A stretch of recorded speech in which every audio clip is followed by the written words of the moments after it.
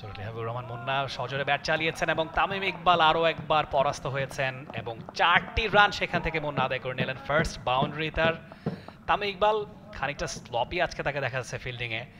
আসলে একটা সময় বাংলাদেশ জাতীয় দলের সবচেয়ে ইমপ্রেসিভ ফিল্ডার যারা ছিলেন তাদের মধ্যে তামিম ইকবাল একজন ছিলেন। সেটা এখন হয়তো বা সোনালী অতিথি হয়ে গেছে শাহানুর।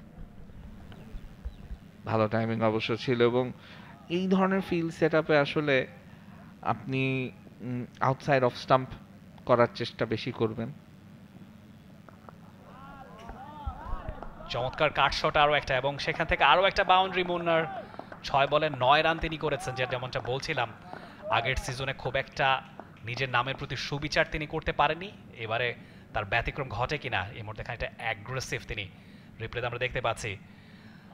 প্রপার বাউন্স ছিল সেখান থেকে। শটটা যে শটটা তিনি খেলেছেন এটা আসলে একদম পারফেক্ট শট। এই